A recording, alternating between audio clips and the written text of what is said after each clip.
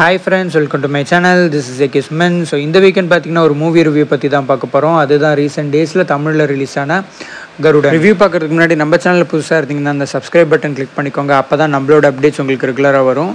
So நம்ம சேனலில் போடுற ரிவ்யூ முடிஞ்ச அளவுக்கு ஸ்பாய்லர் கண்டென்ட்ஸ்லாம் அவாய்ட் பண்ணி சொல்கிற ரிவ்யூ. ஸோ அதனால் உங்களுக்கு அந்த மூவியோட ஃபீல் எதுவுமே குறையாமல் இருக்கும் அப்படின்னு நான் நம்புகிறேன். ஸோ வாங்க ஃப்ரெண்ட்ஸ் ரிவ்யூக்குள்ளே போகலாம்.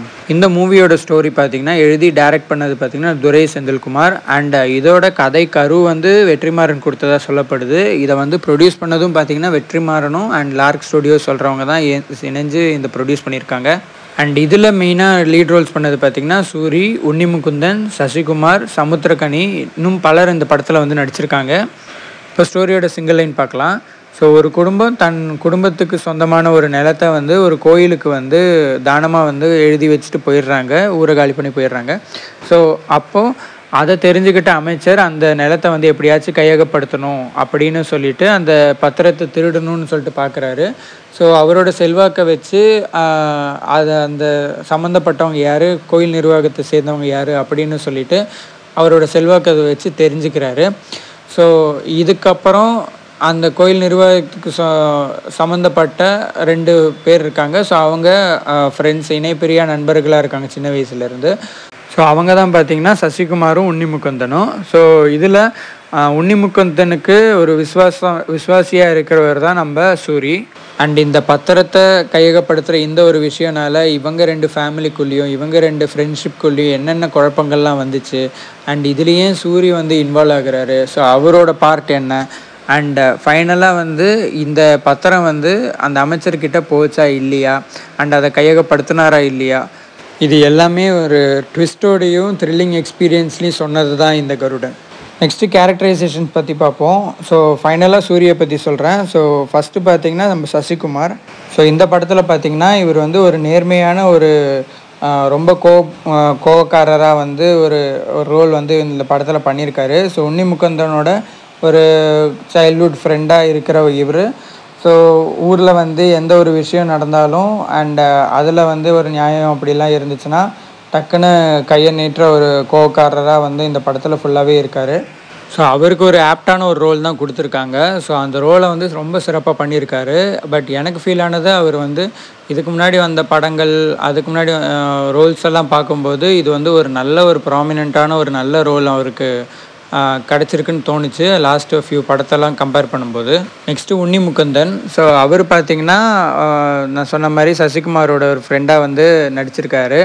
அண்ட் ஒரு நல்ல ஒரு வாழ்ந்து கெட்ட ஒரு ஃபேமிலியில் இருக்கிற ஒரு பர்சனாக இவர் இருக்கார். ஸோ அவரோட இதிலே தெரியும். ஸோ அவரோட கேரக்டர்லேயே பிகாஸ் அவர் என்ன தான் உழைச்சாலும் நம்மளால் முன்னேற முடியலையே அப்படின்னு ஒரு ஏக்கத்தோடையே படத்தை ஃபுல்லாக மூவ் ஆகிறது நம்மளுக்கு தெரியும். அந்த எமோஷன்ஸ்லாம் அவர் காமிச்சிருப்பார்.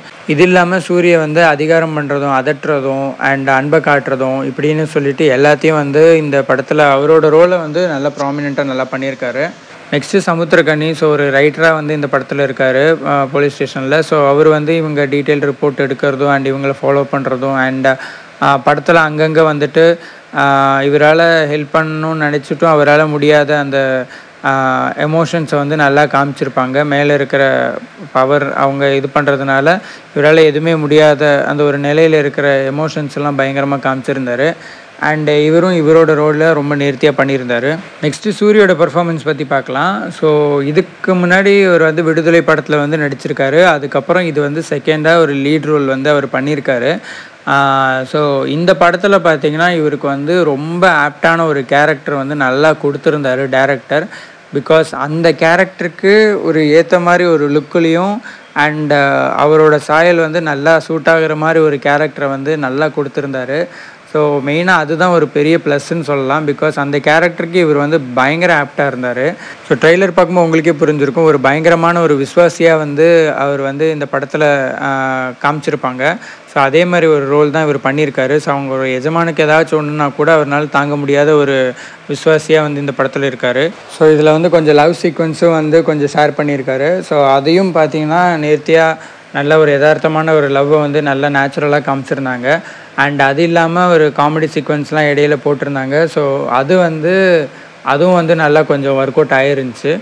அண்ட் இவரோட கேரக்டரில் இன்னொரு விஷயம் இந்த படத்தில் வந்து காமிச்சிருப்பாங்க. எஜமானுக்கு ரொம்ப விசுவாசமாக இருக்கிறதுனால யார் என்ன சொன்னாலும் இது பண்ண மாட்டார். பட் ஆனால் எஜமான் ஏதாச்சும் ஒரு வார்த்தை கேட்டால் அதை வந்து டோட்டலாக எல்லாத்தையும் மனசில் இருக்கிறது எல்லாத்தையும் ஒப்பிச்சிருவார். ஸோ அந்த மாதிரி போர்ஷன்ஸ் பார்த்தீங்கன்னா அங்கங்கே படத்தில் வந்து நல்லா வரும். ஸோ அதை வந்து அப்படி பிரெத்தே இல்லாமல் கண்டினியூஸாக அப்படியே எல்லாத்தையும் ஒப்பிக்கிற இது வந்து ரொம்ப நல்லா இருந்துச்சு பார்க்க.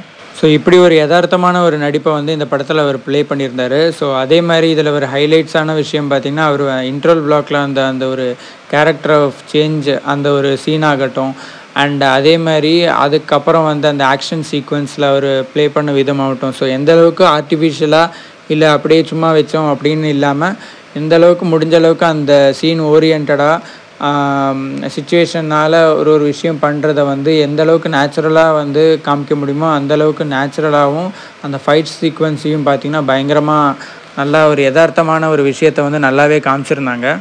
அது இல்லாமல் வடிவுக்கரசி அம்மா 2-3 சீன்ஸில் வந்தாலும் அந்த சில இதில் அவர் இங்கே எமோஷன்ஸை வந்து ஷேர் பண்ண விதம் பார்த்திங்கன்னா பயங்கரமாக நல்லா ஒர்க் அவுட் ஆயிருந்துச்சு. அது இல்லாமல் அவங்க ஒய்ஃபாக நடித்த 2 பேர் ஆகட்டும், வில்லனாக நடித்தவராகட்டும், அண்ட் ஸோ இவங்கெல்லாம் அந்தந்த ரோலை வந்து நல்லாவே காமிச்சிருந்தாங்க.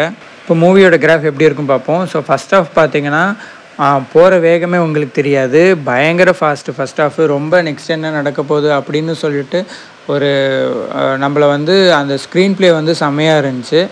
எங்கேயும் ஒரு லேக் இருக்கிற மாதிரி தெரியல. ஸோ நல்லா வந்து ஒரு வேகமாக வந்து ஸ்க்ரீன் ப்ளே, அதுவும் இன்ட்ரோல் பிளாக் நெருங்க இன்னும் கொஞ்சம் த்ரில் ஆகிட்டே தான் போயிட்டுருந்துச்சு. ஸோ அதனால் ஃபஸ்ட் ஆஃப் உங்களுக்கு போகிறதே தெரில. செகண்ட் ஆஃப் கொஞ்சம் ஸ்லோ எடுத்த மாதிரி இருக்கும், பட் இருந்தாலும் ஃபுல் அண்ட் ஃபுல் ரிவெஞ்ச் தான், ரிவெஞ்ச் ஸ்டோரி பேஸ்டு தான் செகண்ட் ஆஃப் ஃபுல்லாக போகும். அண்ட் இது இல்லாமல் எமோஷன்ஸ், துரோகம், வஞ்சம், ஸோ இப்படி எல்லாமே வந்து கலந்தது தான் செகண்ட் ஆஃபு. ஸோ இது இல்லாமல் பார்த்திங்கன்னா நிறையா ட்விஸ்ட்டு 2-3 ட்விஸ்டெல்லாம் வந்து ஃபைனலாக ரிவீல் பண்ணுவாங்க ஒன்று ஒன்றா. ஸோ அதெல்லாம் வந்து படத்தை வந்து செகண்ட் ஆஃபையும் இன்னும் சூப்பராக பண்ணிடுச்சு. ஸோ ஓவரால் பார்த்திங்கன்னா இந்த படம் 2024 தமிழில் ரிலீஸ் ஆன one of the best movie அப்படின்னு சொல்லலாம். பிகாஸ் இந்த ஸ்டோரி எடுத்த விதமாகட்டும் அண்ட் ஸ்டோரியோட ரைட்டிங்ஸ் ஆகட்டும் அவ்வளோ டீட்டெயிலாக நிறைய விஷயத்த வந்து அவங்க டீட்டெயிலாக அந்த ஒரு 2.5 ஹவர்ஸில் 2 hours 15 minutes என்னென்ன தேவையோ ஸோ அதை வந்து இன்னும் டீட்டெயிலாக நேர்த்தியாக நல்லா எழுதி அதை வந்து நல்லா எக்ஸிக்யூட்டும் பண்ணியிருக்காங்க. அண்ட் ஒருத்தருக்கும் கேரக்டரைசேஷன் கொடுத்த விதமாகட்டும், சும்மா ஏனோ தானோன்னு கேரக்டர் வைக்காமல் கொடுத்த எல்லா கேரக்டருக்கும் அவங்களுக்கு ஈக்குவலான ஸ்பேஸ் கொடுத்தாங்க. முக்கியமாக இவங்க 3 பேருக்கும் பார்த்தீங்கன்னா எந்த வகையிலையும் குறைச்சல் இல்லாமல் 3 பேருக்கும் கரெக்டான ஒரு ஸ்பேஸும் அண்ட் அதுக்கான கேரக்டரோட டெப்த்தையும் நல்லா வந்து இந்த படத்தில் வந்து கொடுத்துருந்தாங்க. இந்த ஸ்டோரியை கண்டிப்பாக ஃப்ரெண்ட்ஸ் அண்ட் ஃபேமிலிஸோட கண்டிப்பாக போய் பார்க்கலாம். பிகாஸ் இதில் வந்து எமோஷன்ஸ், ட்ராமா, ட்விஸ்ட்டு, ரிவெஞ்சு இப்படி எல்லாத்தையும் வந்து ஒரு த்ரில்லிங் நோட்டில் வந்து நல்லாவே எக்ஸிக்யூட் பண்ணி காமிச்சிருக்காங்க. ஸோ நீங்களும் தேட்டரில் போயிட்டு படத்தை வந்து பாருங்கள். பார்த்துட்டு உங்களுக்கும் நான் சொன்ன மாதிரி இதே விஷயங்கள்லாம் சிங்க் ஆச்சா அப்படின்னு சொல்லிட்டு, இல்லை நான் சொன்னதுக்கு கான்ட்ராஸ்ட்டாக உங்களுக்கு தோணுச்சா அப்படின்னு சொல்லிட்டு கமெண்ட்டில் சொல்லுங்கள். பிகாஸ் அப்போ தான் வந்து கொஞ்சமாச்சும் ரெலவெண்ட்டாக என்னால் போட முடியுதான்னு தெரிய வரும். அண்ட் இந்த ரிவ்யூ பிடிச்சிருந்தா லைக் பண்ணுங்கள், புதுசாக இருந்தீங்கன்னா சப்ஸ்கிரைப் பண்ணுங்கள். தேங்க்ஸ் ஃபார் வாட்சிங் ஃப்ரெண்ட்ஸ். Thank you, take care.